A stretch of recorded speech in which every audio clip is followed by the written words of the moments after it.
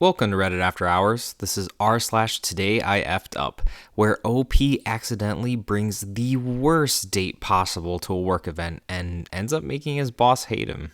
Our first Reddit post comes from Potato Alarming 7255, titled, Today I effed up, she had/has an affair. So, some background. I never suspected her of cheating. It honestly never crossed my mind. She's 32 and I'm 34, and we have twin daughters who are 3 years old. A few months after they were born, I left to work abroad because I had no career prospects at home and we were struggling financially. We weren't starving or anything, but saving up for an apartment would have taken forever.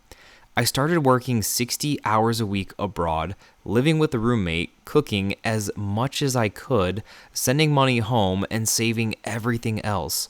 She quit her old job because of night shifts, stress, and childcare responsibilities. I even helped her find a job at the front desk of a gym just so she could have some extra income. Everything seemed fine. I earned the trust of my boss, got a small raise, and things were looking up. What happened? Then, one of my good friends reached out to me and he told me that he stumbled upon a second Instagram account of hers. The username was basically her first name, no surname, locked profile with over 2K followers. At first, I didn't believe him.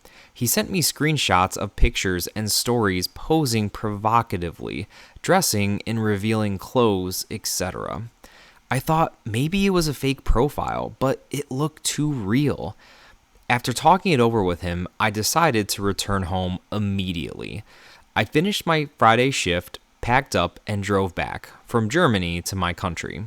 On the way, I texted her that I was coming. She was surprised, but didn't seem suspicious.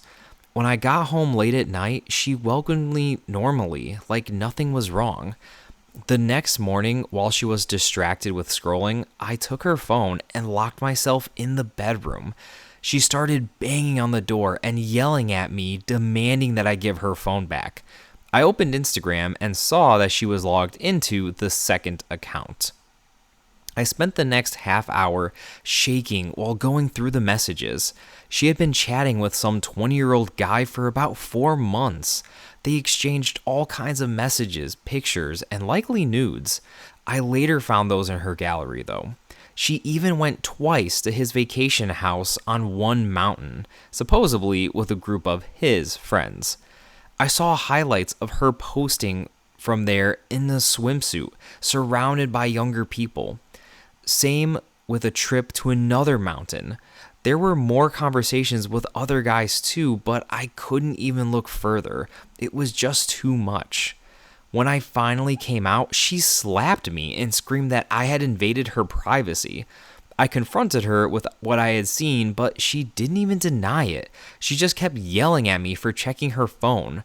She started packing, called a taxi, and left with the kids to her parents' house. Since then, she hasn't answered my calls. She only sent me one short message saying that she couldn't believe I violated her privacy. Nothing about what I found. No explanation, complete avoidance. I'm left shocked and completely lost. I don't even know how to proceed. Should I try to talk to her? Should I confront her again? Should I be thinking about divorce already? My main concern is our daughters. I don't want them to suffer because of this, but I also don't know how to handle a wife who does this and then acts like I'm the problem for checking. So, question, if you were in my shoes, how would you handle this? What should my next step be? I am planning on getting a divorce for sure, though. Yeah, avoidance is typically what people do when they're caught red-handed and just can't seem to want to face the truth. I'm sorry this happened to you, OP, but yeah, there's no going back from that one. Our next Reddit post comes from Little Treacle 920, titled, Today I effed up by pretending to faint at work because I fell from my chair. So I, a 24-year-old female, was at my station just mindlessly spinning around in my swivel chair. You know how we all used to do it when we're bored. Except this time, my chair completely slipped out from under me, and next thing you know, I'm on the floor. Now, our office is usually dead quiet. So, of course, the sound of me hitting the ground was loud enough to make the whole department stop what they were doing and look to where the sound came from. Instead of standing up, my lizard brain decided that the best way to save face was to play dead. I shut my eyes and went limp like I'd actually fainted. Bad move. Within seconds, people were crowding me, asking me if I was okay. The company nurse and my manager were summoned. I kept the act going for a couple of minutes. When I regained consciousness, I told them that I was feeling better and was ready to go back to work. But my manager insisted that I go to the ER and wouldn't let me back to the office unless I had a doctor's note saying that I was fit to go back to work.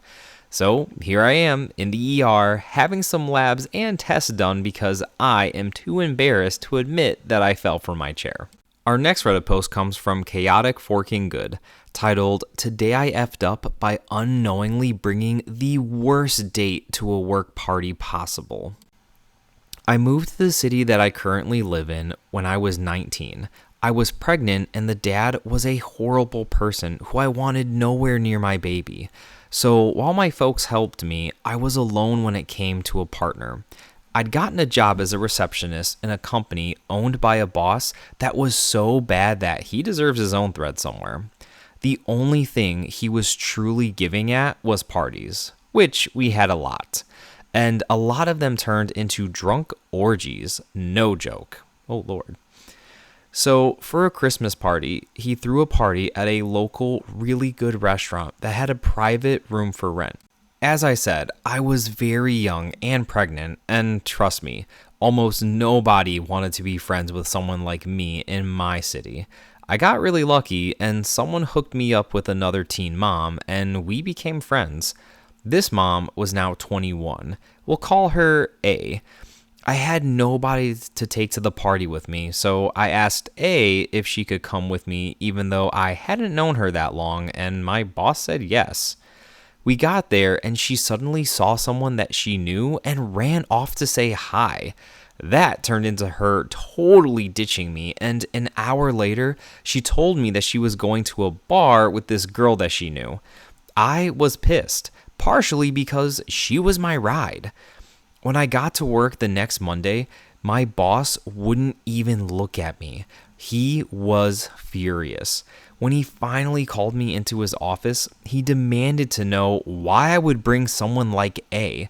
It turns out the girl that she ran off with was his daughter, and that A at one point had been her AA sponsor, yes, at 21. But had given up and pushed his daughter to relapse so many times that he'd forbidden her to see A at all. His daughter had left with A at the party and got so drunk that she didn't even come home that night. I was shocked. I had no idea that A was like that. I don't think that boss ever really forgave me either, though. I can understand why your boss is mad that his daughter relapsed again, but in all fairness, how are you supposed to know any of that? How are you supposed to know that A was an AA sponsor at one point and that his daughter used to be that girl's sponsee, I guess? Like, you couldn't have known any of that. That's not your fault. Our next Reddit post comes from RT Kane, titled, "Today I effed up by angrily telling two women at the movies to stop using their phones." For whatever reason, I always end up next to the person who wants to talk, ask their friend what's happening, take 5 minutes to open a bag of candy, repeatedly check their phone, sit and text message for the whole thing, or whatever. It drives me nuts and takes me out of the moment. I try to ignore it and typically don't say anything, but this time it was literally the person right in front of me on their phone. Full brightness, eye level, and kept happening over and over. So, in my deepest, most guttural voice that I could manage, I leaned forward and whispered angrily, "Put your phone away." They immediately put the phone away and never used it again. 10 minutes or so later, the person next to them brought their phone up and did the same thing. I leaned in again and even more sternly whispered, "Put your phone away." The phone immediately goes down. No more phones for the rest of the movie.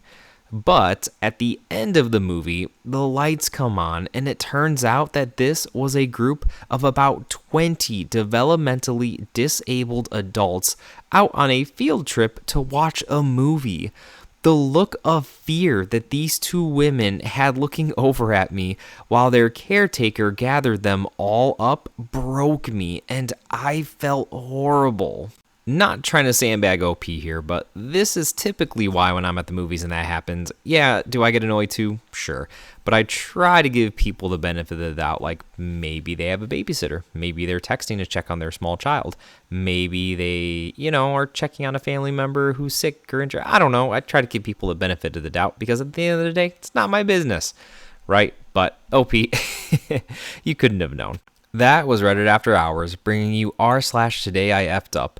Thank you all so much for listening, and if you like these videos, like and subscribe for more Reddit content.